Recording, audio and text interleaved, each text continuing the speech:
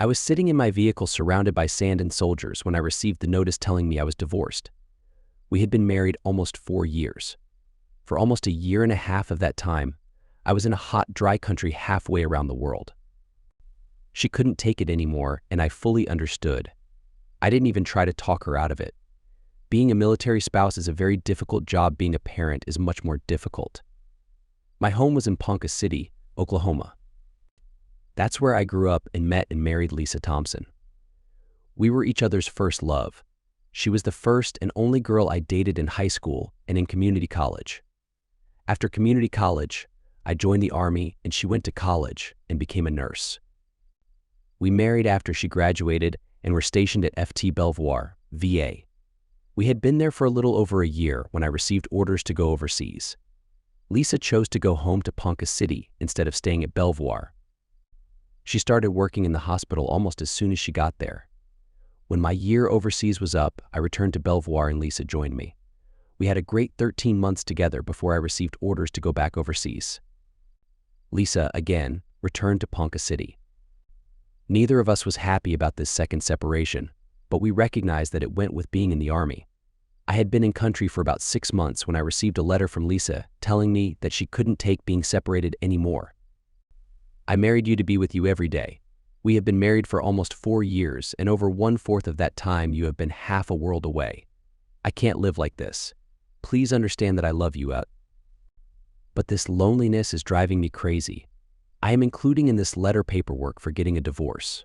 If you love me, if you care about my happiness, please sign them. I wrote her a long letter, expressing my sorrow that she felt the way she did, but that I understood completely. I told her that I wanted her to be happy, and if divorcing me did that, then so be it. I told her that I loved her and signed the papers. Several months after receiving the notice of divorce, I was back in the States and stationed in Washington, D.C., at the Pentagon, which was practically next door to FT Belvoir. She was still in Ponca City, and I assumed working at the hospital. I was tempted to call her, but decided against it. Why open old wounds, I asked myself. I had gotten an associate's degree before joining the Army, and thanks to lots of hard work, correspondence courses, and on post-classroom work through the University of Maryland, I received my degree. It was a Monday morning and I had just gotten to my office in the Pentagon. I was sipping on my first cup of coffee and checking my schedule for the day. The call came at 8:45. My father had a massive heart attack and died. By mid-afternoon, I was on a plane home. Ponca City doesn't have any commercial air service, so I flew into Oklahoma City, OKC, and rented a car. My brother, Matthew, Matt, and my sister Tina and their spouses were with my mother when I walked in the house. Matt was on the police force and had been since turning 21. Tina, like my mother, was a teacher. I immediately went to my mother, who was sitting on the sofa between Matt and Tina. She saw me, and we both started crying. Matt stood so I could sit and hug Mom. After we both settled down, she told me that his heart attack came while he was in the garage cleaning the inside of his Pride and Joy, his 1957 Chevy Bel Air convertible. He died in that car, and he wouldn't have wanted it any other way. She almost smiled as she said it. The next couple of days were taken up with making final arrangements. Dad was a veteran, so the Army took a lot of the burden off Mom. The 3 of us children made no decisions. She and Dad had discussed what they each wanted, and she was doing exactly that. The only request she made of me was that I wear my dress uniform at the funeral. It was still hanging in the closet in what used to be my bedroom. I hadn't needed it overseas or in Washington. So far, it just needed to be cleaned and my ribbons and badges needed to be put on it. The morning of the funeral came and my mother looked at me, came over and brushed some imaginary lint off my chest. Then she stopped, looked up at me and hugged me. Your father was proud of you. Later that day, Matt and I were standing by the coffin greeting people as they filed by. We hadn't been there long when Lisa, my ex-wife, appeared. I reached out my hand to shake hers, but she ignored it and gave me a hug. I'm sorry, Michael, I was always Michael, never Mike, to everyone. I loved your father, thank you. So did I. She acted like she wanted to say something else, but didn't. The end of the day came and the family was gathered at Mom's house eating some of the massive amounts of food friends had filled the kitchen with. Mom had been unbelievably strong through the whole thing. The sun was just going down when the phone rang. Mom and Dad still had a landline. Tina answered it. Hello, pause. Hold on. Michael, it's for you. I took the phone from her and she looked at me and raised her eyebrows. Hello, I said. Hello, Michael, hello, Lee said. That got the room's attention. Could we talk? I don't think we have a lot to talk about. You made your decision and we are both probably better for it.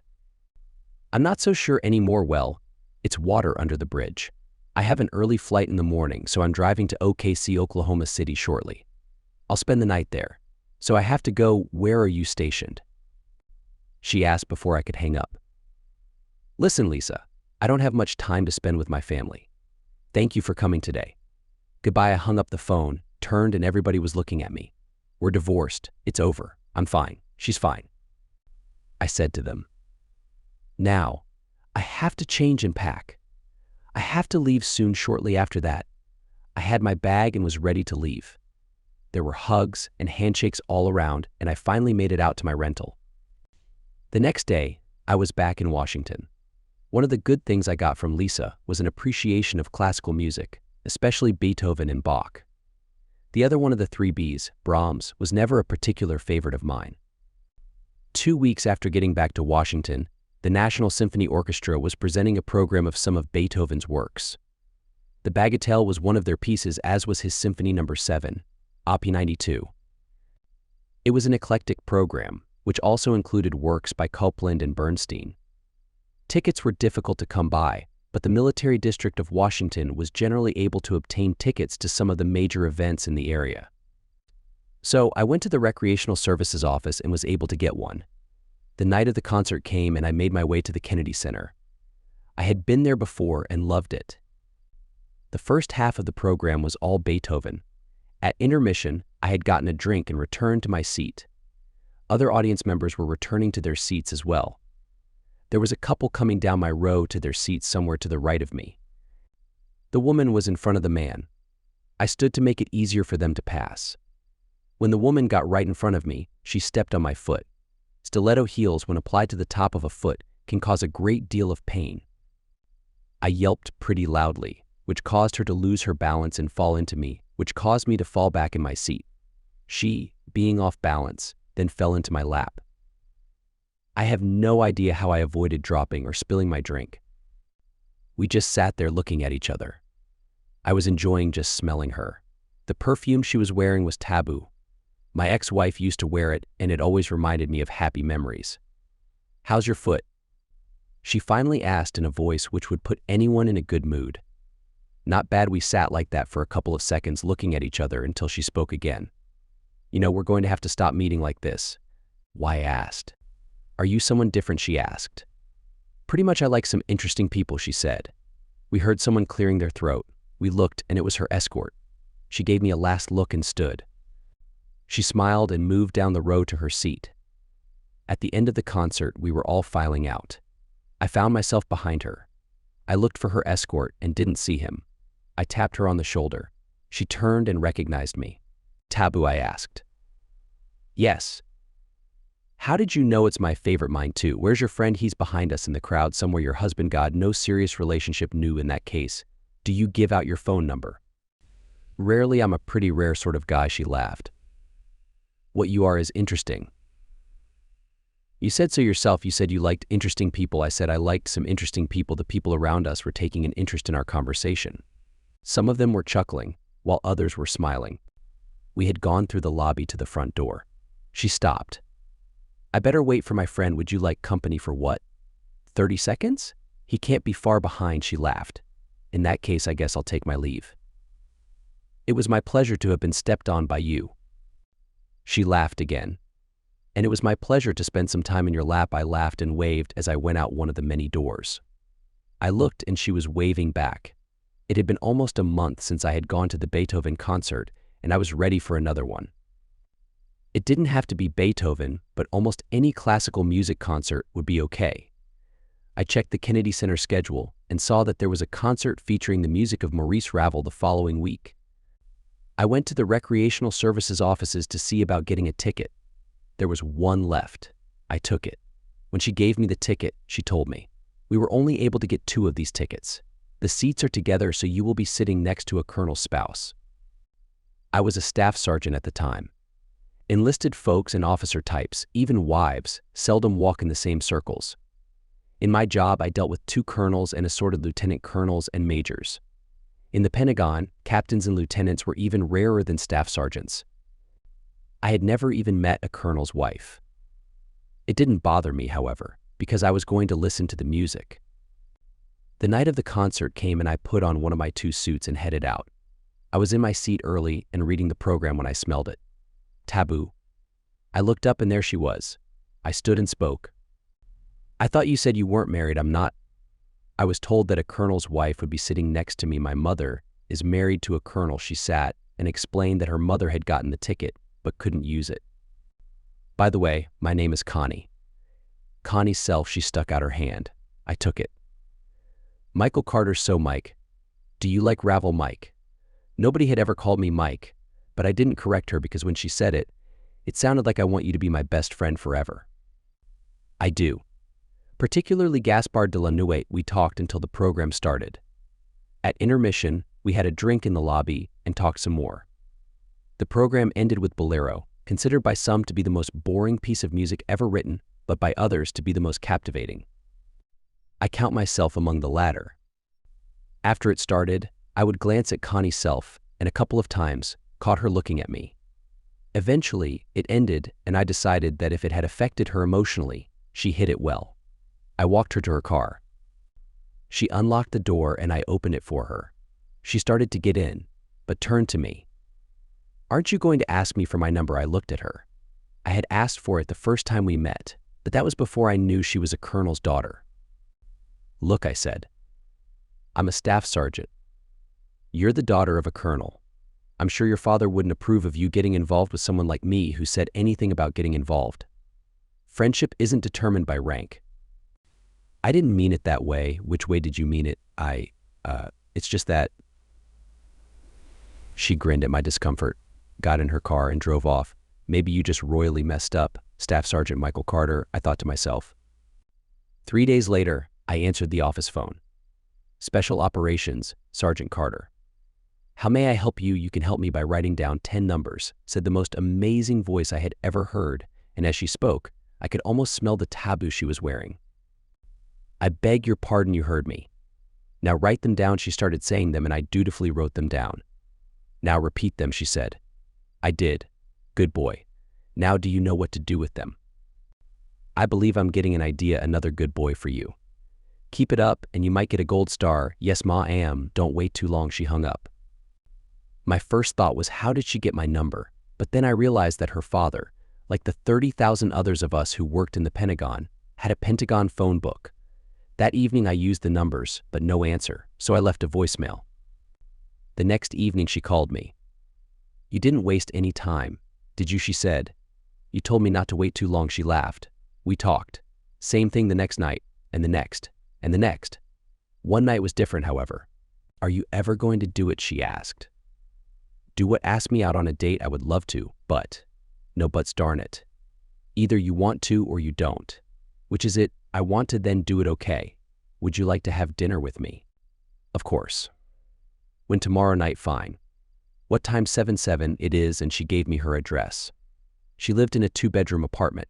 When she showed me around, she seemed to take particular pride in her shoe collection. The guest bedroom closet had very few clothes in it. The rest of the closet was filled with shelves. Those shelves were filled with shoes. Hundreds of shoes, and she took great pride in showing them to me. I was happy she didn't live with her parents. I was still a bit uncertain how they would react to her dating an enlisted man. We dated for 2 months before we became best friends forever. As a matter of fact, it was the same night I met her parents. She had invited me to have dinner with them. She noticed my hesitancy. "Oh, come on, Mike. They won't bite. They're normal parents." Curious, of course, because I've never invited anyone to have dinner with them. "Do they know I'm enlisted?" "Will you stop that?" "I'm sorry, it's just another word about your rank and I'm going to get really upset, so knock it off." The dinner went surprisingly well. I liked Colonel Jacob's self and his wife, Marion, and they seemed to like me. As Connie and I left that night, her father walked us to the door. His parting words, and I believed them, were, "It was a pleasure meeting you. We hope to see more of you." That night in her apartment and had a sleepover. showered together, slept again, then spent the rest of the night talking. Turns out she really enjoyed spending time with me. 14 months later, we were married. 14 months after that, newly promoted Brigadier General B.G. Jacob and Mrs.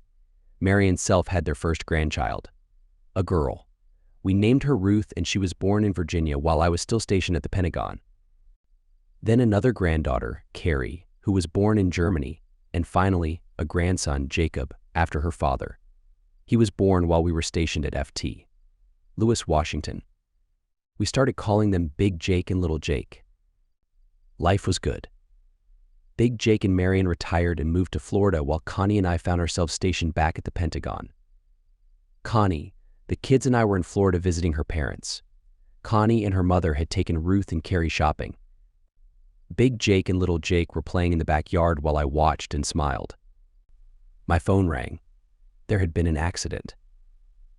An elderly couple in their brand new motorhome had crossed the center median and crashed head-on into the car driven by Connie. Apparently, the old man suffered a medical emergency while driving. He passed away, but his wife was in the rear of the motorhome and survived with lots of bumps and bruises after being tossed violently around. The three of us rushed to the hospital only to find that both Connie and Marion had died at the scene. Ruth and Carrie were injured but would live. They were still in the hospital when we buried Connie and Marion. We buried them side by side. The next 2 months were the hardest of my life. Both of my daughters spent almost 3 weeks in the hospital. Big Jake and I almost lived there. I was grief-stricken, but life had to go on. The girls were released, and we went home. Only it wasn't. It was the first time we had been back since before we went to Florida, and the four of us had to grieve all over again. Everywhere we looked, we saw Connie. The clean clothes in the basket she hadn't folded, her house robe lying across the bed, her clothes hanging in her closet. Being in that house with her presence all around was almost as bad as losing her a second time. The four of us cried for days, but it was worse for Ruth and Carrie. They never had the chance to say goodbye to either their mother or grandmother because they were in the hospital and unable to attend the funerals. It was difficult, but I got up every morning, got the kids up and off to school, and went to work. It was a long time before I was productive again. The kids missed their mother as much as I did. It didn't take me long to realize that being a single parent of 3 young children was unbelievably difficult. 3 years after Connie passed away, I retired from the Army. The kids and I moved back to Oklahoma. We bought a nice house not far from my mother. My brother and sister both lived nearby as well. My children seemed to enjoy spending time with their cousins, the children of my siblings. Connie had been an only child. I took some time to get settled and after a few months started getting restless. I applied for and got a job substitute teaching in one of our 2 high schools. If all went well, I would be hired full-time the following school year. Life was going along fine, but I still missed Connie, as did the kids, of course. One Saturday evening, Ruth started complaining of a pain in her side. It seemed to get progressively worse, so I rushed her to the hospital. My sister Tina came over to get little Jake and Carrie. At the hospital, they took her into surgery immediately and removed her appendix. I was going to spend the night with her. She was sleeping, and I fell asleep watching her. About 2 in the morning, I was awake and sitting in the chair beside her bed. I watched as the door opened slowly and light from the hall began to fill the room. It had been a long time, but I still recognized her. She was still a very attractive woman. "Hello, Lisa," I said. She hesitated. Then recognition hit her. "Oh my God. I didn't know you were here." "Well, I am." "Come in," I stood as she walked over to the bed. "How is she?" she asked. "You should know more about that than I." "You're right. Her chart says she's doing well." "That's good to hear." I saw her last name on the admissions sheet. There aren't many Carters in town, and I thought she might be either Matt's or Tina's. "No. She's my daughter." "Where's her mother?" "She passed away over 3 years ago." "Oh, Michael. I'm so sorry." "Yeah, me too. Do you live back here now?" "Yes, I've been living here for the past few months." We just stood and looked at each other. Finally, I spoke. "Well, I think I should try to get some sleep, of course," and she left. I woke up around 5 a.m. There was a blanket over me. I spent most of the next 3 days with Ruth. Lisa stopped by several times. They talked about boys and how they would react to Ruth's scar whenever she wore a bathing suit. It's a very small scar, Lisa told her. And besides, when they see how beautiful you are, they'll never notice it. Ruth smiled. The first Saturday after Ruth was released, my phone rang. I looked at the number, but didn't recognize it, so I didn't answer. The caller left a message, however. "Hi, this is Lisa. I hope Ruth is still doing okay. Time in the hospital is always worse for children." It seems there was a pause. "May I talk to you, please? There are so many things I've wanted to tell you over the years, but never had the chance. Please, Michael." I listened to that message at least 5 times before I called her. "Hello," she answered. "Hi, it's Michael. Hawaii. You wanted to talk, not on the phone." "In person, okay. Mom is taking the kids to the lake tomorrow. Why don't you stop by my house around 10:30 in the morning? Or do you have to work?" "No, tomorrow is fine. Where do you live?" I gave her the address. "Do you still drink coffee?" "I do, but it's decaf now." "Same with me." She showed up at precisely 10:30, but then she had always been punctual. The coffee was already on the table when I opened the door for her. It seemed to me that she wanted to hug me, but changed her mind. I indicated where she should sit. She sat, took a sip of coffee, and started. "It was 9 months into your first tour overseas. I had a deep connection with someone else. That conversation led to another and another and another. Then we began going out for drinks and dinner. After almost 2 months, I realized it wasn't right and ended the relationship. I made a mistake." She sipped her coffee. "When you came home, I was terrified that you would know about it, but you were so excited to see me that the possibility that I had been unfaithful never crossed your mind. You may recall that we had a wonderful year." I nodded in agreement. "Then you had to go back overseas, and I came back here. You had only been gone a couple of weeks before I encountered the other person again. I have no idea how he knew I was back in Ponca. The thought of being without you for another year was more than I could stand. Less than a month after you left, I made the same mistake again, and I kept making that mistake for 2 more months. Then I found out I was pregnant. That was when I asked you for a divorce. I told him, and he left town. I've seen him around since then, but we never speak. After I filed for divorce, I lost the baby. I almost canceled the paperwork, but felt so guilty that I didn't. I tried to tell you what I had done when you came home for your father's funeral, but you wouldn't let me. Cheating on you is the worst thing I have ever done, and I've regretted it every day. I was selfish and made a mistake. I loved you when we were young, I loved you when I married you, and I loved you when I divorced you. All these years, I tried to avoid your family because I was ashamed. We run into each other occasionally, but that's about it. 2 years after our divorce, I met a man at the hospital. His mother was in for surgery. We clicked, and a year later, we were married. 3 years after that, we divorced. Since then, I've focused on my job.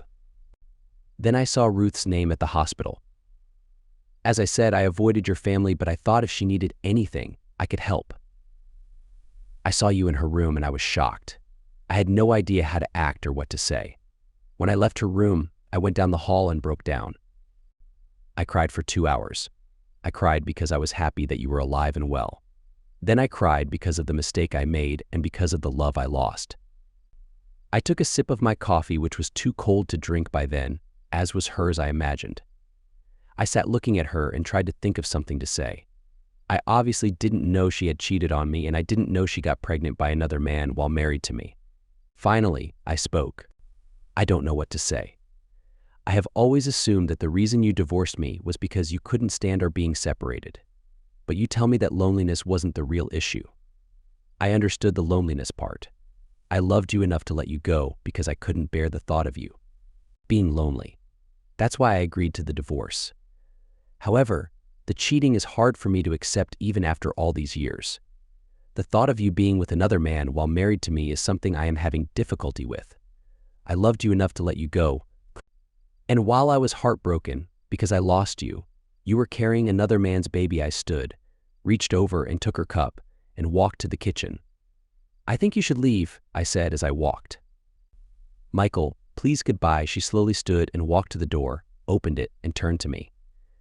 Michael, I goodbye. Why did she have to tell me that? Should it matter after all these years? And why should it affect me this way? At first, I was angry, then downright mad. I thought about what she had told me for 2 weeks. Then my common sense kicked in. Why should it matter anymore? We had been divorced for years and I had no more feelings for her. The end of the school year was approaching, and it was a busy time for me, so Lisa faded into the background. Big Jake had asked if the kids could visit him for part of the summer. I agreed. 3 days after school ended, he flew up. We met him at the airport in OKC, and the kids flew back with him. Their visit was supposed to be for 2 weeks. That's all Big Jake could handle. I hadn't had much of a social life since Connie died, and 3 years is a long time. Oh, there had been a couple of women along the way, but I still missed Connie. My brother and sister had tried to set me up with women, but nothing happened. What I mean is that there was no connection. Oh, I dated a couple of them, but that was just casual dating. My brother was the deputy chief of police by then. One day he came to my house. I had just finished mowing my lawn and was sitting on my front porch with a glass of iced tea when he arrived. He went inside, poured himself a glass, then came out and sat with me. We chatted for a few minutes before he opened up. I shouldn't be telling you this, but since it's a matter of public record, I guess it's okay. We've arrested Lisa 3 times in the last few weeks for public intoxication. Each time when my officers tried to bring her in, she would slap at them and tell them to keep their hands off her and that she belonged to Michael Carter. The first time she said it, the officer thought it was funny, so he told me. Then she said it the other 2 times as well. Her father bailed her out, and the prosecutor chose not to pursue the charges. When it happened again last week, she decided to check herself into an alcohol rehab program in Tulsa. She's there now. I shook my head. Why are you telling me this? Her father believes it has something to do with you. He had no idea you were back in town until the first time Lisa got drunk and started talking about seeing you and your daughter. When she sobered up, he asked her about it, but she wouldn't discuss it. The last time he remembers seeing her drinking at all was during your divorce. He told me that she is normally almost a teetotaler. I remembered that she and I used to drink, but only occasionally. My question is the same. Why are you telling me this honestly? I don't know. It just seems that she is desperate for help, and you're the person she is reaching out to. I took a deep breath and told him about the last conversation I had with her. Holy cow, he said. Do her parents know? I have no idea, but if she hasn't told them, I'm certainly not going to. We talked until his radio started calling him, and he had to leave. For the next 3 days, I mostly thought about Lisa and what she did to our marriage. Loneliness versus temptation. Love versus desire. The more I thought, the angrier I became. I owed her nothing, so why was I spending so much time thinking about her? I had no idea, but the next day I called Lisa's father and asked if I could see him and his wife. When I got there, we shook hands and Lisa's mother offered me some iced tea. During Oklahoma summers, nobody turns down iced tea. I hadn't been in that house in many years, but as I looked around, nothing seemed to have changed. What can we do for you, Michael? He started. I have no idea, I replied. I heard that Lisa has been arrested and is in rehab, and I wondered if there was anything I could do. To tell you the truth, we have no idea. Everything was fine until she was arrested the first time. That's when we found out you were back, her father said. We don't know what to do, Michael. She seems to be in a lot of pain, and she won't talk about it. We're getting old, Michael, and we would like to find out how we can help her, but we just don't know, her mother said, taking her husband's hand and holding it tightly. Would it help if I saw her? I asked.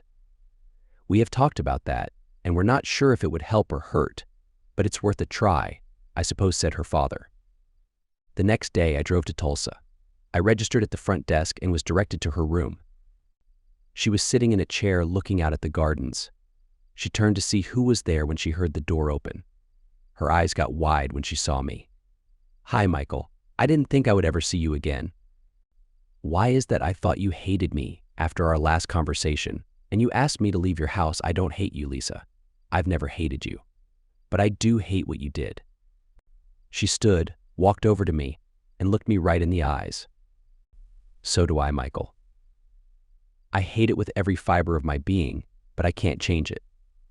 So I've lived with the guilt and the regret all these years.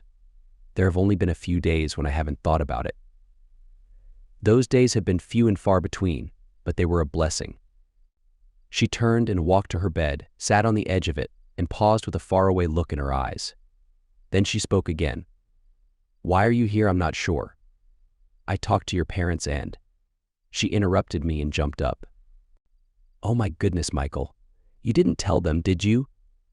It would devastate them, no. I didn't tell them. I sat on the windowsill and looked at her. That's up to you if you ever want to. I will never tell them. Never. They would be crushed." She sat back on her bed. "That's up to you."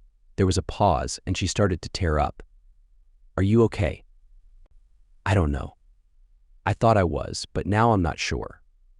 I started drinking after I saw you last. I wanted to drown myself in alcohol because I thought it would make the memories go away, but it made them worse. It brought back every detail." She paused. "Do you remember what you said in your letter when you sent back the divorce papers, most of it?" "I remember every word. I still have it, and I've read it at least 1,000 times. You told me that you would give me the divorce if it made me happy. That was all you wanted to do in this life, and the thought that I was lonely hurt you, and if the divorce made me happy again, then you signed the papers gladly. I have loved you since the day I met you," you said. "Signing these papers is one of the easiest things I've ever done because it will make you happy, and you signed it. I cried when I first read it, and I cry every time I read it now." She turned away and started crying. It was quiet in the room for a long time. I sat on the windowsill and watched her. I felt so useless. I felt like crying a little myself. I stayed with her until it was time for her to go in for dinner. She didn't want to go, but they made her. She acted like she wanted to hug me, but like before, was afraid to touch me. When I left, I drove right to her parents' house. "Why is she there?" I asked. "We don't know exactly. It was her idea. She said she had to stop drinking and they would help her." "Has she ever had a drinking problem?" "Never. What caused it to start?" "We thought you could answer that one, because we don't know. I'm no expert, but I think her problem is that she is hiding from something. I think she should come home. I don't think they can help her there." I shared my thoughts. "I agree," said her father. "I'm not so sure," said her mother. "With your permission, I'd like to go down and see her again tomorrow." Of course, they both said at the same time. I was there bright and early the next morning. She was in the cafeteria eating breakfast. Her eyes lit up when she saw me. "You came back," she said with a huge smile. "I did. Would you like some coffee?" "Yes, I would. But not here. We're at your parents' house. Why don't we have lunch with them?" "Are you serious?" "Yes." "What do you have to do to check out of here?" "I don't know. Do you want to stay here?" "Not if you want me to go, then let's leave." We went to her room, packed her things, and walked to the reception desk. "I'm going home," Lisa announced, and we walked out. As soon as she got in my car, she called her parents. "Hi, Mom. I'm on my way home." Pause. "Michael's bringing me." Pause. "We'll be there soon. Love you. Bye." The rest of the trip was very quiet.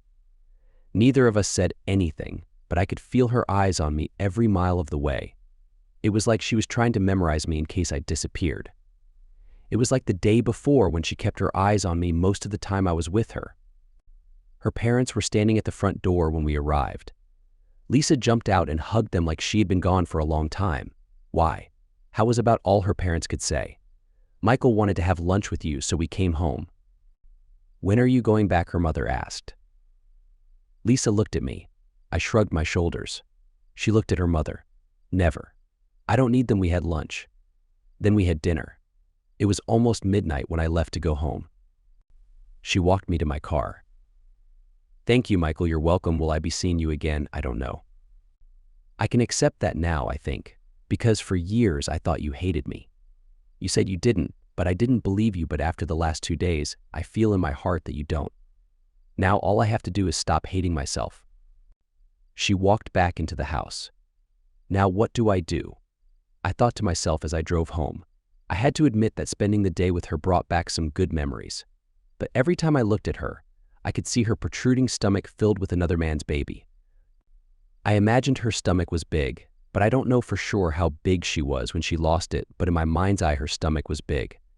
I stayed at home and worked in my yard and house for the next couple of days. It was therapeutic for me. On the 3rd day, I called her parents. "How's she doing?" I asked. "Wonderfully." She's like her old self. She asked if we have heard from you, maybe I'll give her a call. I had her number from when she called me. She went back to work today and won't get off until 3. Is she still staying with you? No. She went home yesterday, good for her at 4. I called her. Hello. Hi. It's Michael. I could almost hear her intake of breath. Hi, I was wondering how you were doing. I'm doing well, Michael. Thank you. Listen, if you haven't eaten yet, would you like to grab a bite to eat at Enrique's? There was nothing but silence. Hello. Oh, I'm sorry, Michael. You just caught me by surprise, I understand. Maybe some other time. No, I'd love to go. I found myself going over and over in my head, trying to figure out why and when I decided to ask her to dinner, but drew a blank. We were able to get a few laughs out of the evening, as well as some pleasant memories of old friends and good times. When I took her home, I walked her to the door. Would you like some coffee? I almost said yes, but managed to decline, saying I had a long day and needed to get some sleep. We hugged each other good night. My kids had been away long enough. I wanted them home. I had talked to them and their grandfather several times and got the feeling that they weren't ready to come home and he wasn't ready to let them. I chuckled. I talked to Ruth and told her I wanted them home. Dad, we can't come home yet, she said. Big Jake is taking us on a Disney cruise. We can't miss that. He's what? Let me talk to him. He got on the phone. Yes, Michael, what's this about a Disney cruise? It's one that leaves every week. The kids will love it. Shouldn't we have talked about this? Nah, I'm their grandfather. I can do pretty much what I want with them. It's in the grandparents' handbook, but they will need their passports. Would you overnight them? Please, doesn't the parent have a say in the matter? Nope. Not when it comes to grandparent-grandchild relationships. The parents become less important. I laughed. Okay, Jake. But if anything happens to them now, he laughed. Got it covered, Michael. Enjoy another week to yourself. Maybe I'd prefer to have my children. Tough luck. You lose this one. We both laughed. I overnighted their passports. Maybe if they had been home, I would have fewer reasons to call Lisa. As it was, I was able to wait 2 more days. Hi, Michael. Hi. I was wondering if you would like to go to OKC Friday. The symphony is playing. It was Lisa who first introduced me to classical music. However, the program they would be playing was all Beatles music, but I didn't tell her that. You know they're doing a tribute to the Beatles, right? She laughed as she said it. That's okay. We don't have to go. No, I'd love to go. We had gone to OKC to the symphony often, and each time we had spent the night. I had no intention of spending the night with her this time. Friday morning came, and Lisa called me. I can't go with you tonight, she said. I was tempted to ask her why, but didn't. I figured she might volunteer a reason. She didn't. But thank you for asking. It means a great deal. Maybe some other time, I said. I hope so. So maybe she was getting used to my being around and forgiving her. She might, finally, be beginning to forgive herself and is getting back to the life she had before I came back. Lisa and I had no communication at all for the next 2 weeks. Finally, my kids were coming home. I drove to OKC and met them. Big Jake had flown with them. I tried to get him to come home with us for a few days, but he wanted to get back home. There were some tearful goodbyes. Well, he and the girls cried. Little Jake just stood there embarrassed by the public display of affection his sisters and grandfather were showing. They kept talking the whole way home, and I learned more about Disney World and Disney cruises than I ever wanted to know. 2 days later, the 4 of us were at the supermarket shopping. Food doesn't last too long with 3 hungry kids. I had sent Ruth and Carrie to pick up some bananas. They returned a couple of minutes later without the bananas, but with Lisa. Dad, said Ruth, look who I found. She was getting bananas, too. Ruth remembered Lisa from her short time in the hospital. Hello, I said. Hi, are you okay? Yeah, I'm fine. Good. A long, awkward pause. Well, I guess we better keep going. Come on, kids. Sure, she said. Maybe I'll see you around. I watched her go, and part of me wanted to go after her and ask what happened to us. Then I thought there was no us. It was just me trying to help an old friend who happened to be my ex-wife. But in reality, I missed the little time we had together, and I didn't know if I missed Lisa, or missed my kids, or missed adult female companionship and the good times that went with it. My brother Matt has a wife. Her name is Rosa. Rosa has a cousin. Her name is Francesca. Francesca and I had apparently met years ago, but I had no memory of it. Matt and Rosa invited me to dinner one night. Francesca was there. It was a nice evening. Francesca was attractive and charming, but there was nothing there that made me want more. I made it clear to Matt and Rosa that their matchmaking days for me were over. Not that I didn't want to be involved with someone I did. One Saturday afternoon, my kids were with their cousins at the swimming pool. I went to the park and sat by the lake. I used to do that all the time when I was younger. It was my place to be alone. Even when the park was full, I could feel alone. I went back over my life. My marriage to Lisa, my meeting and falling for Connie, marriage, her death, my army career, and my 3 wonderful children. I was a lucky man. I had loved 2 women, deeply and passionately, and I came to understand that was the only way I could love. I reached a point where it didn't seem to matter anymore that Lisa had betrayed me. Had we not divorced, I never would have met Connie, and I wouldn't have my children.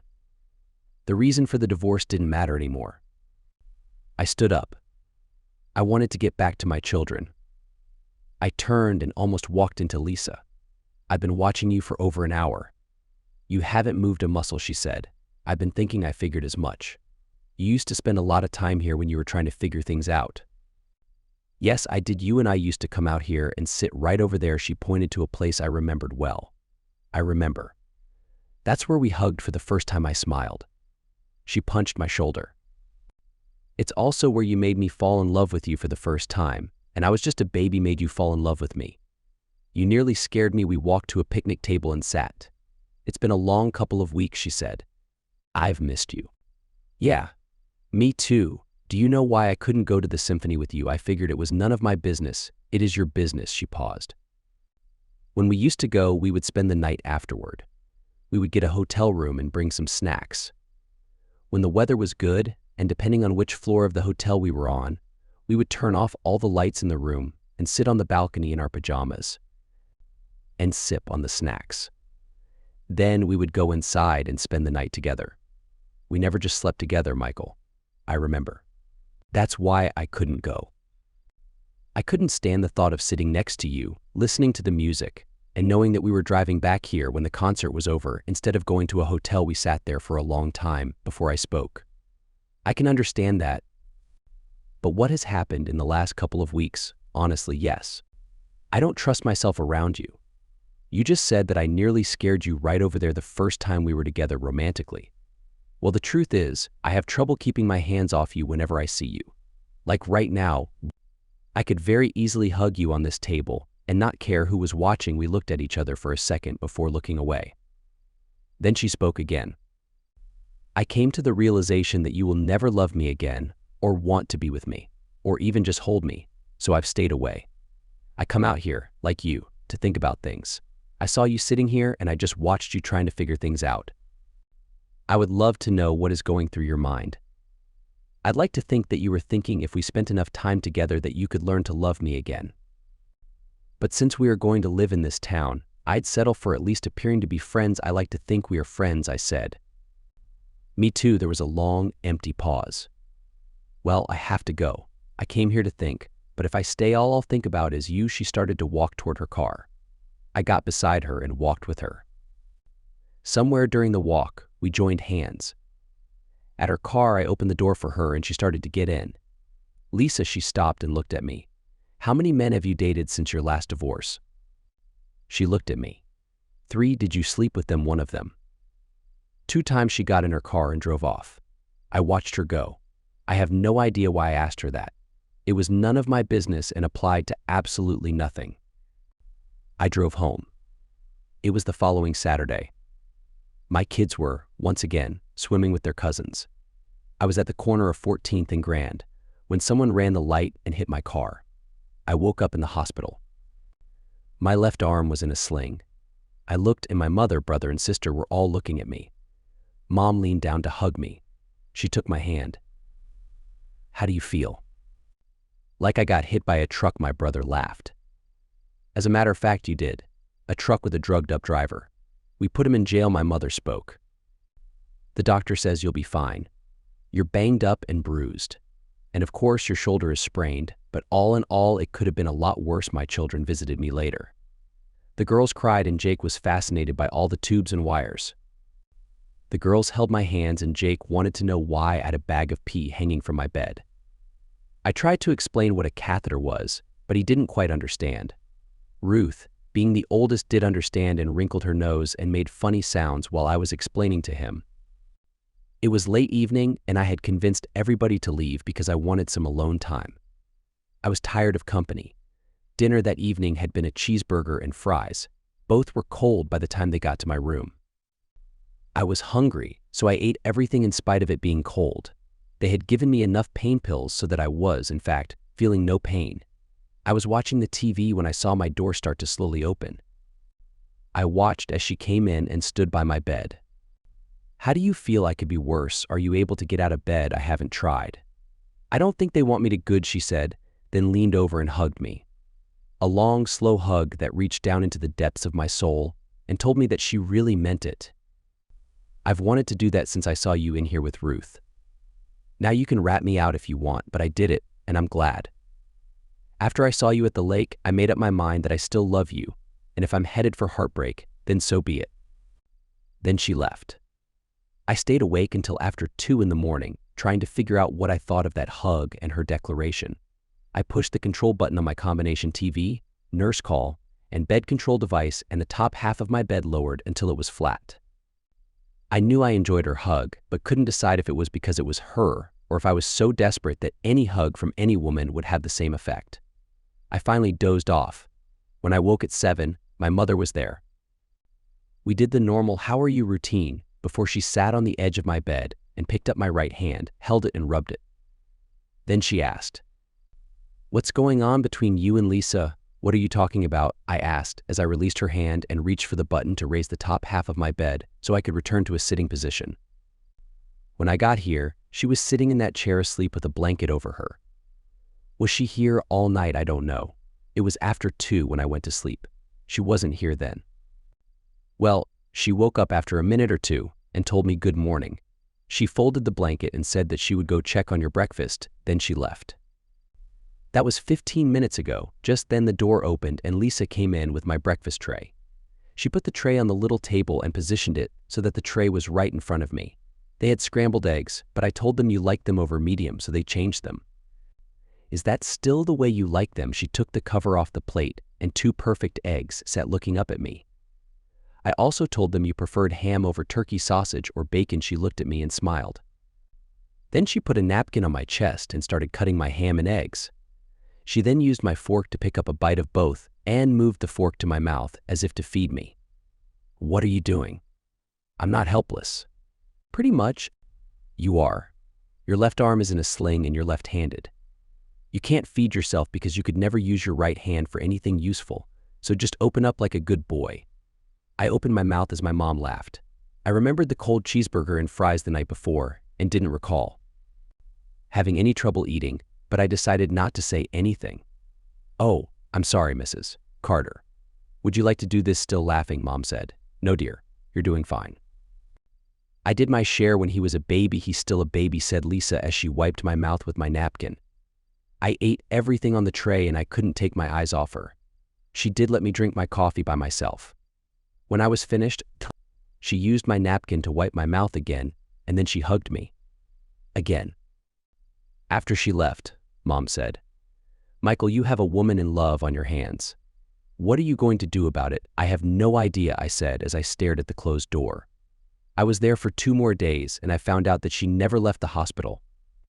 She spent the night sleeping in the chair by my bed. If anything concerned me, she wouldn't allow anyone else to do it.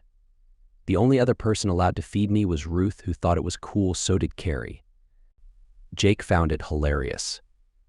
The morning of my release, she was there to wheel me down to the entrance where my brother waited to take me home. "Call me if you need anything," she said as she leaned down and hugged me again. This is becoming a habit, I thought as Matt drove me away.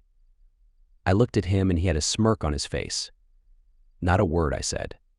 Not one word. He didn't say anything, but the smirk never went away.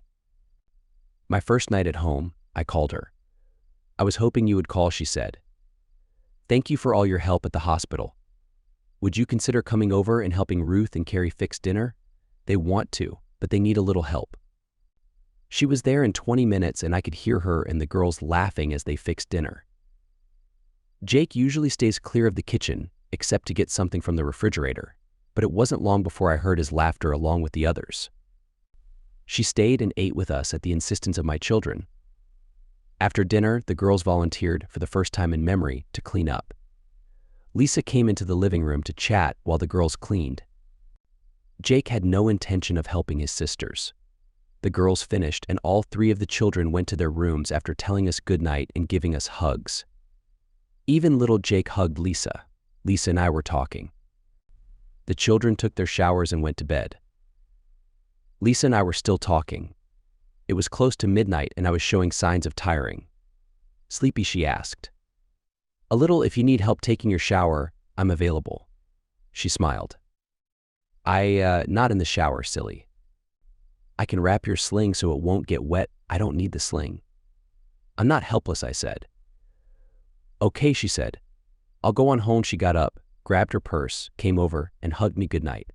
Staying awake thinking was becoming a habit I didn't care for, and that night was no exception. One of the things which had been niggling the edge of my brain was that something about Lisa was different. It was 2 days later when I realized what it was. She didn't smell the same as I remembered. As a matter of fact, she only smelled of soap. A very pleasant soap, but soap nevertheless, never any perfume. That was it. No strong scent. During the next couple of weeks, Lisa was at my house at least 4 times a week. The children got used to her making dinner and eating with us. I liked it as well. I was notified that I had a permanent teaching position and school was starting soon. I had completely forgotten about clothes and supplies for the kids. We took care of their supplies, but when it came to the clothes, even Jake didn't want me to shop with him. We were discussing it at home one morning and Ruth said, Lisa knows more than you do, Dad. She can help us. Maybe she isn't available. Call her. I put the phone on speaker. Her phone rang. Hi, Michael. Hi. I'm having a mutiny on my hands. A mutiny, yeah. It's time to buy school clothes and my 3 ragamuffins don't have any confidence in my choices. There was a chorus of agreement from them. Lisa laughed. That's because you shouldn't be picking out girls' clothes. Ruth and Carrie cheered. Mine neither, piped up Jake. So, they want you to go with us. Silence. Then I heard a sniffle. Really, she asked. Really? If you don't have time, they'll just have to deal with me. No, I'll make the time. When now came their unanimous reply. Did you hear that? I asked. Yes. Yes, I did. I could almost feel her smile. We picked her up and we went shopping. It took until late in the day and I never saw my kids have any more fun. We got home and ordered pizza for dinner. They started trying on the stuff they bought and we had a big party. It was getting late and I asked Lisa if she was ready to go. She looked around. The kids were still goofing around and eating what was left of the pizza. Not really, but I guess I should. Okay, kids. I'm taking Lisa home. Get your showers and get in bed. You should all be asleep when I get back. We rode in silence to her house. I walked her to her door. For the first time in many years, I initiated the hug. Thank you for today, I said. Anytime, she said as she touched my arm and smiled. Then she went inside. I waited just a few seconds before I rang her doorbell. She opened the door immediately. It was like she was waiting for it. Could I ask you a question? I asked. Of course. Why aren't you wearing your favorite scent anymore? She looked at me and tears came to both of her eyes. She took my hand. Come with me. She took me to her bedroom and dropped my hand. She went to her chest of drawers, opened the bottom drawer, and took out a box. She put it on the bed and opened it. In it were our wedding album, her rings, our marriage license, and a stack of letters. The last thing in the box was a half-full bottle of her favorite scent. I sealed this bottle the day I asked you for a divorce. It was your scent and the bottle is one you bought for me. I haven't worn it or any other perfume since she put it back in the box and put the box back in the drawer. I will wear it again when you ask me to. I took her hand and walked to the front door. When we got there, I opened the door and turned to face her. I took both of her hands in mine. There is a concert Friday night in OKC. I'd like for you to go with me and wear it. She looked at me. Her eyes got big and she started to cry. I don't remember her ever crying so much. I didn't know anybody had that many tears in them. She couldn't stop, so I went back in the house, closed the door, and held her. It took her a long time to stop. When she did, she reached around to my right rear pants pocket and pulled out the handkerchief she must have remembered I always had there. She stood there drying her eyes. "Seriously?" she asked. "Seriously, you're not kidding." "I'm not kidding. Should I take an overnight bag?" She asked the question in such a way that she was almost begging me to say yes. I smiled. "Just your toothbrush." "You won't need any clothes." She launched into me and knocked me into her front door. On Friday afternoon, I picked her up. She was beautiful, and she was wearing her favorite scent. The trip was quiet. The symphony was. Well, I'm not sure how it was because I didn't pay any attention to it. I just kept looking at Lisa, who was looking at me. About 20 minutes into the program, she leaned over and whispered. "We don't have to listen to it all, you know," I whispered back. "I know, but the anticipation makes it more exciting. I'm tired of anticipating. I want to be intimate with you. I've been eagerly waiting for this moment since we left home." Shage came from the row behind us. Get a room came from the row in front of us. "Good idea," I said as I stood, grabbed her hand, and we made our way out. 30 minutes later, we were in our room. I was shaking. She was shaking. The whole room seemed to be shaking. I went to her and hugged her. "Would you like some champagne?" I asked softly in her ear. "No, all I want is you." "Anticipation," I said. Then I took off my tux jacket, untied my body, and took it off. We both sat on the edge of the bed. I took off my shoes and socks. She took off her shoes. We just looked at each other, feeling the moment. Studs usually make my formal shirts difficult to button and unbutton, but Lisa always had a way to make fast work of shirt buttons. She had never tried it when I was wearing a tux, because we couldn't afford a tux when we were married. She would grab the tails of my shirt and pull upward and spread the shirt at the same time. It had always worked for her, and it did this time as well. "Anticipation," I repeated. "Anticipation," she smiled as she said it. Forget about what had happened before. This was the present, and it was what I wanted. We were on the 10th floor of the hotel. Our room overlooked a bustling street, but we paid no mind. This is where I was meant to be. I woke up with her curled up beside me. I smiled. The drive home felt like the early days of our relationship. We were young lovers again. I dropped her off at her house, but before I left, I hugged her. Our passion overshadowed our history. It was like the years apart had disappeared in a matter of hours. A couple of days later, Lisa came over for dinner. I had prepared a delicious meal of steaks and shrimp to grill. As soon as Lisa walked in, the kids rushed to hug her. When Ruth reached her, she stopped and looked at her. "You smell like my mother," Ruth told her. "What?" asked Lisa. "You smell like my mother. She wore the same perfume." Lisa looked at me with narrowed eyes. The rest of the meal was tense instead of fun. The kids were oblivious, but I couldn't ignore the tension. Every time I looked at Lisa, she shot daggers back at me. Finally, dinner was over. "I have to go," said Lisa. "I'll walk you to your car," I said. I tried to hold her hand as we headed for her car, but she shook me off. I opened the door for her, and she turned to face me. I thought it was me, but it wasn't. It was her. "You didn't want me. You wanted her back. That's why you asked me about the perfume. You just wanted to bring back a part of her." "That's not true. Of course I like." "No, I love that perfume, but you had it first." If anything, I may have been attracted to her. Because of you, she got into her car and drove off. A whole month went by, and she wouldn't let me talk to her. She blocked my number, and the couple of times I went to her house to try to talk to her, she wouldn't open the door. The one time I saw her at the mall, she went the other way. The kids couldn't understand, and try as I might, I couldn't explain it. One Saturday evening, the kids and I went to the movies. It was some girly movie that Ruth and Carrie wanted to see, but Jake and I dreaded. The movie hadn't started yet, and the lights were still on. "Isn't that Lisa?" asked Carrie. I looked, and she was walking down the aisle to her seat. She was followed by a man who sat beside her. "Yes, it is," I said. "Can we go say hello?" she asked. "I don't think so, sweetie." The lights went down, and the movie started. Whenever the light from the screen was bright enough, I looked over at her seat. Once I saw them taking turns sipping through the same straw in a drink cup. When the movie ended, we left. The girls were excited, and Jake was making gagging sounds. In the lobby, Lisa and her date saw us. She came over and said hello to the kids. She never introduced her date, and she never spoke to me. As they walked away, I heard him ask who we were. "That's my ex and his family," she told him. Life went on. Christmas break had just started, and I was trying to finish my Christmas shopping. I had already taken care of my mom, brother, sister, and their families. I still wanted to do more for my children, so I was at the mall walking around. I found myself in the only men's store in the mall. There were several stores for women, but only one for men. I was looking at the suits because mine were getting old and worn out. The sales clerk was following me around. I didn't need assistance, but I didn't reject it either. After I had seen everything, I thanked her and started to leave. Lisa was standing at the exit as I walked out. I began to walk around her, but she spoke up. "Find something you like, why would you care?" I kept walking. She was close enough to me for me to know that she wasn't wearing taboo. "Can we talk?" she asked. "I don't think we have anything to discuss," I said, continuing to walk.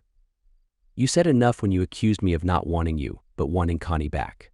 If you want to talk, you can talk to your friend." "He's just a friend, a good friend, apparently." Good enough to share a straw with. She was still a step or two behind me, but she caught up and grabbed my arm. "What are you talking about?" I pulled free and kept walking. "I saw you at the movie using the same straw to drink your soda." He accidentally spilled his, so we shared mine. "What's wrong with that? Casual friends don't do things like that. That's something close friends or lovers do." She stopped walking. I didn't. "What are you implying?" "You heard every word I said. You're smart. You speak English." I had continued walking. She hurried to catch up. "Are you accusing me of?" I stopped and turned to look at her. "Are you romantically involved with him?" "What are you hard of hearing?" "What right do you have to ask me that?" When I asked her at the lake how many men she had dated since her divorce and had she been intimate with them, she answered without hesitation. But now she was defensive. "I have no right to, but I thought we were getting to a place where..." Forget it. I have to go," and I turned to leave. She grabbed my arm and stopped me. "I'll be with whoever I want to.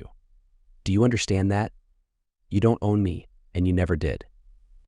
"You're right. I never did. You always pursued whoever you wanted to. Even when we were married," I reached up, took her hand off my arm, and went home. The kids and I had a lovely Christmas. Matt and Rosa were invited to a neighborhood New Year's Eve party. They asked me to join them, and in a move that was unlike me, I agreed. We hadn't been there long when Lisa and the man from the movie arrived. I told Matt that I was leaving and explained why. "Come on, Michael. Are you going to run every time you see her with somebody? Be confident, man, and get back in the game." It was the best advice I ever received, and I took it. I grabbed a drink and started mingling. Eventually, I found myself in a small group, and Lisa, who apparently knew most of them, joined us.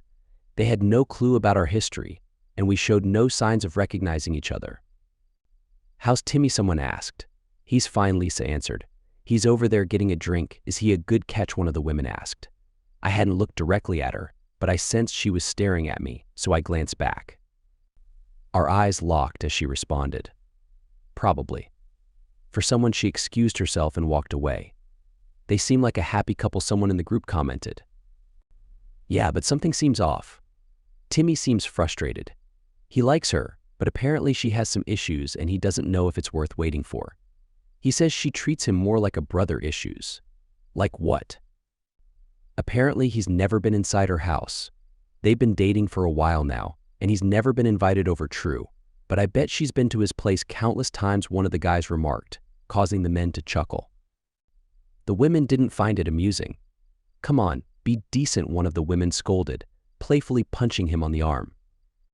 "You guys are all the same. Didn't you hear what she just said? She said he's probably a catch for someone. That means she has no interest in a long-term relationship with him and is probably pining for someone else. It also means they're not being intimate." "Oh, damn. Unreciprocated love. The worst kind." "I feel sorry for him," someone else stated. "That doesn't mean they aren't sleeping together," another person chimed in. "She isn't sleeping with anyone. She's been my friend for a long time, and we work together at the hospital. Every once in a while she breaks down and cries, and none of us knows why. I think it's because of her jerk of an ex-husband. She's still in love with him, and he must treat her horribly.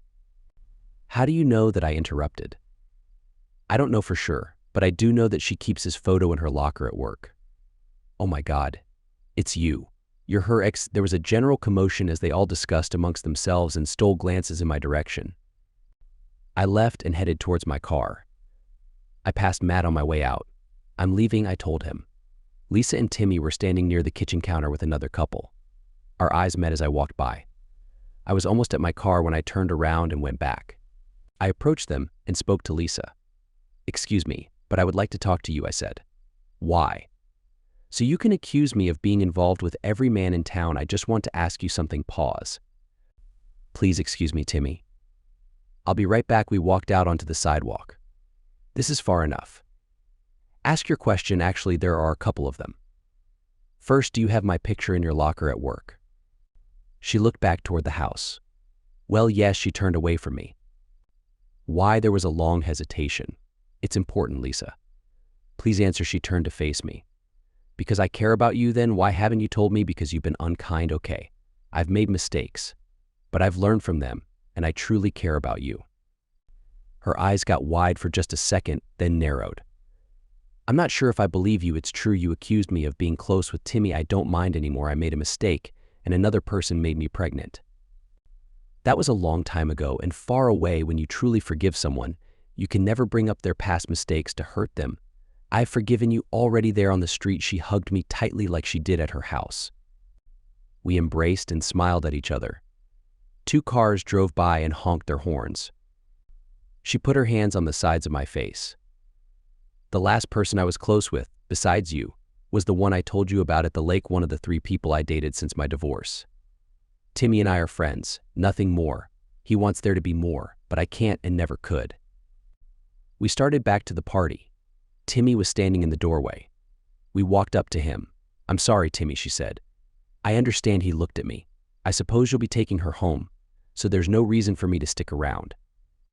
He left. The party took an interesting turn when Lisa and I walked in hand. There was lots of whispering and pointing. When Matt saw us, he just started laughing. We stayed for about another 30 minutes. At midnight, we were in her bed cuddling. She became a regular visitor in our house, but she never spent the night, and I never spent the night at her house except, of course, those weekend nights when the kids spent the night at one of their cousins' houses. Depending upon which shift she worked, Lisa and the girls often made dinner, and Lisa usually stayed until midnight those evenings. She was working nights, and I had picked her up at work one morning after her shift and brought her to my house. It was a Saturday morning, and the girls had breakfast ready for us. After the 5 of us ate, Lisa and I did the dishes. She stayed up for a couple more hours. I could see how tired she was, so I took her to my room and told her to sleep for a few hours. I closed the door and turned to go back to the living room. Ruth was standing there. Do you love Lisa? She asked. What's it to you, nosy? Answer my question. Dad, okay. Yes, I do. More than Mom. Oh goodness, no, sweetie. It's a different kind of love. Different how? Let me see if I can explain it. I paused, took a deep breath, took her hand and walked down the hall to the living room, talking as we walked. Do you love your brother? Of course. How about your sister? Don't be silly, Dad. Of course I do. How about me? How about your grandfather? What's your point, Dad? My point is that we can love many different people and that love takes many forms, but it doesn't mean we love one person more than another. It just means that we love them differently. Do you understand? I think so. Being grown up is going to be complicated, isn't it? Only if you let it. I laughed. Lisa slept until early afternoon, then spent the rest of the day with us. Late that evening, I took her to the hospital so she could pick up her car and go home. The next morning, I heard Ruth and Carrie talking before breakfast, but I couldn't make out the words. As usual, Jake was only interested in breakfast. Ruth and Carrie came in to breakfast. Carrie spoke first. Are you going to marry Lisa? Again, she asked. I would like to, but it depends on how you 3 feel about it. Why us? Asked Ruth. Well, if I ask her to marry me and she says yes, that means she would move in here and live with us. Would you sleep in the same bed? Asked Carrie. Of course they would, silly. Married people always sleep together, unless they're mad at each other, said Ruth. How in the world do you know that? I asked. Dad. She said like I was the biggest goofball in the world. How many kids in my school do you think live with both of their birth parents? I shrugged my shoulders. Less than half. Don't they teach you stuff like that in college? I must have missed that class. I fumbled through. Little Jake piped up. If you marry her and she lives here, does that mean she will cook for us all the time? At least part of the time, I told him. But we would have to do our share. She will be a wife and stepmother, not a housekeeper or servant. I'm good with that, he said. Ruth and Carrie echoed his sentiment. The kids and I spent a week picking out a ring. I had thought about getting her old rings from the box in her room, but decided that this should be a new beginning with a new ring. The day we bought them, Ruth called her and asked her to come over. When she got there, the three kids ran out to the driveway and almost pulled her out of her car and into the house. They took her to the middle of the living room and told her to stand right there and don't move. Then they just stood there waiting for me. What's going on? Asked Lisa. Dad wants to ask you something, said little Jake, almost choking with laughter, while his sisters tried to shush him. I was in my room trying to calm myself. I wasn't having any doubts about wanting to marry her, but one of her comments was giving me pause. Once you forgive me, you can never bring it up and throw it in my face. That was true. My parents taught me that once you give a gift to someone, you can't take it back, and it isn't any of your business what they do with it. If they want to give it to someone else, they're free to do so. They also taught me what Lisa had told me. Once you forgive someone, regardless of what they did, you can't take it back and you can never bring it up, so you better be sure you really want to forgive them, as little Jake once said. I'm good with that. I walked into the living room and she was standing there looking at my three troublemakers, wondering what was happening. Or maybe she knew, or at the very least, suspected. I found out in just a few seconds that she had no idea, because the second I dropped to one knee, she fainted. I never really did ask her, because as soon as she regained consciousness, she started saying yes, yes, yes. The wedding was 5 months later. Her father gave her away for the third time. It was the second time he gave her to me. I don't want to do this again, he said at the altar. You won't have to, I told him. This is forever, I smiled as I looked at her and inhaled the almost 20-year-old taboo.